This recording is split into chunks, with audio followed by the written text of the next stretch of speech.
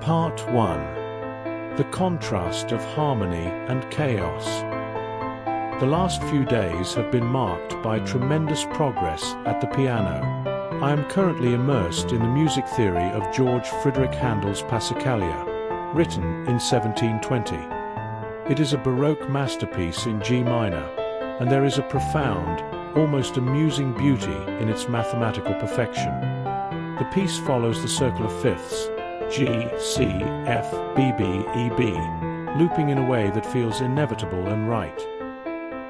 This musical order stands in agonizing contrast to the chaos of my life. While I can find delight in the theory of a 300-year-old song, I am simultaneously forced to confront the terrifying reality discovered through psychotherapy, that the foundation of my own life was systematically destroyed by those who were supposed to protect it.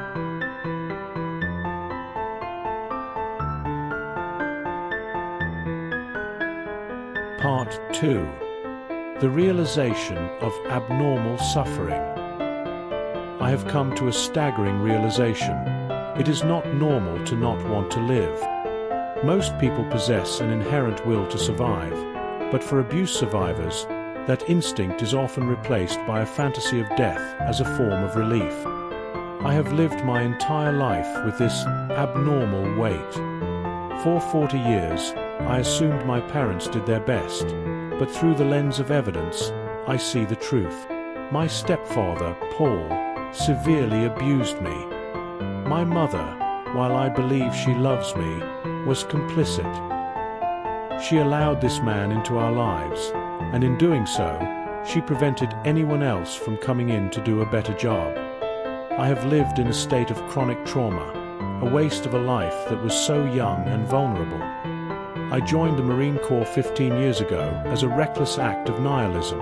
I chose it because I thought it was a horrible way to die.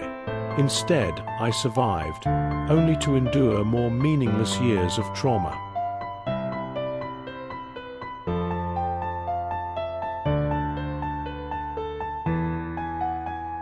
Part 3. The root of addiction and physical decay.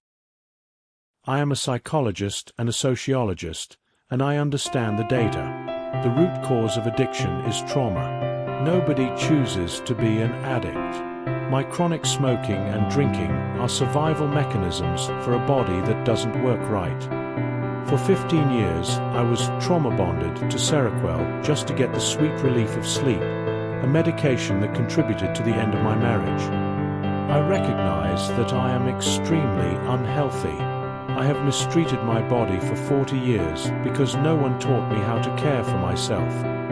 I see now that my hyperactive, gifted brain was actually a brain in panic mode, a normal biological reaction to being scared to death since childhood.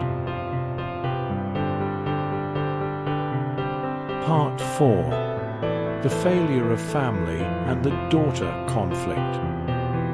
I recently attempted to show leadership by advocating for my children.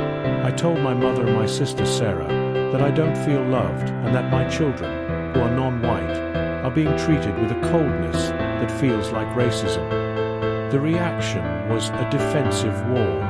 My sister called my dad the stupidest person she's ever met, yet she refuses to see the biological evolutionary stupidity of not wanting to keep your own children alive and well. They demand that I not share distressing news, effectively telling me, "Do not be honest. We do not care if you don't want to live." I am disgusted by the lack of dignity and respect. I see a vicious, neglectful, pernicious cycle of abuse repeating itself. This man, Paul, has lived a perfectly happy life of skiing and golf, while I have lived as a disabled, once homeless veteran. He ruined my life, and he remains oblivious, protected by my mother's excuses that he is sensitive.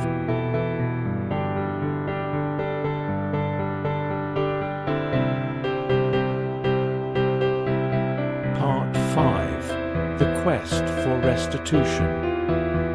I am contemplating legal and civil action. It is a crime in our society to abuse a child to the point of lifelong suicidality. I have mountains of evidence. I don't care about the money. I care about the fact that we judge a society by how it treats its weakest members. My own family failed that test. I want my stepfather to know the magnitude of his disgust. I want him to understand that his neglect didn't just hurt me, it hurt society, because I could have been a doctor or a meaningful contributor years ago. Even now, with the time I have left, I still harbor the goal of becoming a doctor of psychiatric medicine so I can help others navigate this level of pain. Part 6. The Final Plea, a Musical Legacy. If there is any lesson to be taken from my suffering, it is this. If you have the sacred duty of raising children, do not fuck it up. I am dying alone, and that is a tragedy. But I have one gift left to give. Over the last 15 years, I have amassed a collection of over 10,000 pages of print sheet music. Bach, Handel, Mozart, Beethoven, Chopin. These geniuses were smarter than me, but I have had the privilege of learning from them. My final plea is that this collection goes somewhere it will be appreciated. A senior center, a school for poor children, anywhere with a piano. I want these physical pages to be used by someone who can find the same amusement and beauty in the theory that I did. If I cannot leave behind a healthy family legacy, let me at least leave behind the music.